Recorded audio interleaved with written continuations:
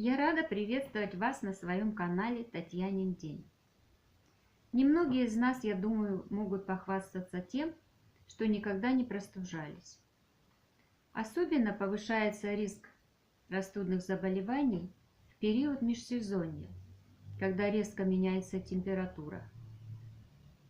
Повышенная влажность, порывистые ветры, увеличивается большое количество осадков. На первый взгляд такой безобидный кашель может привести к более серьезным заболеваниям, поэтому нужно принимать меры. Сегодня поговорим о некоторых из них. Хочу рассказать вам о сладких снадобьях, которые понравятся не только взрослым, но и детям. Давно забытое и традиционное средство – это гоголь-моголь. Перетирается куриный желток с сахаром.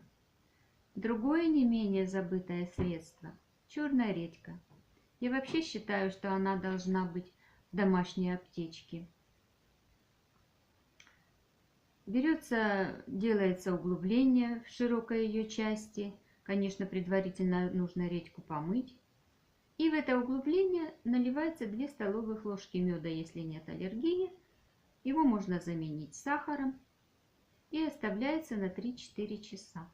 За это время появится сок, который мы потом сливаем и употребляем. Взрослые по 1 столовой ложке 3-4 раза в день, а дети по чайной ложечке 3-4 раза в день. Чтобы сок не вылился из редьки, ее желательно поместить в какой-то сосуд или положить на тарелочку и прикрыть плотной бумагой. Чтобы облегчить себе задачу, можно сделать намного проще. Помыть редьку, почистить и натереть ее на терке. Затем отжать сок, смешать ее с половинным количеством по весу меда. Например, если у вас получилось 100 грамм сока, нужно взять 50 грамм меда. Дети очень любят такой напиток с инжира. Берется 2 столовые ложки измельченного инжира и варится в 2 стаканах молока.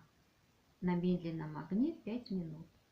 Принимают такой отвар на ночь по 2/3 или 3/4 стакана. В прошлом видео забыла вам рассказать о компрессе, очень распространенном, часто употребляемом, как медовая лепешка. Делается он очень просто.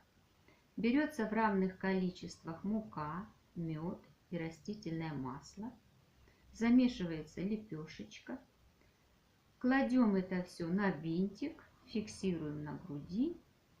Сверху также полиэтиленовая пленка, какая-то ткань, укутываемся и ложимся в постель.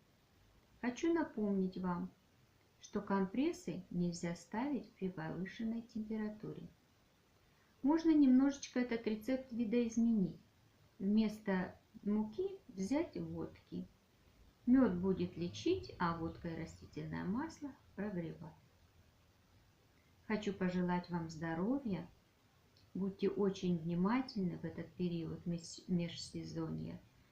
И при первых признаках простуды немедленно принимайте меры.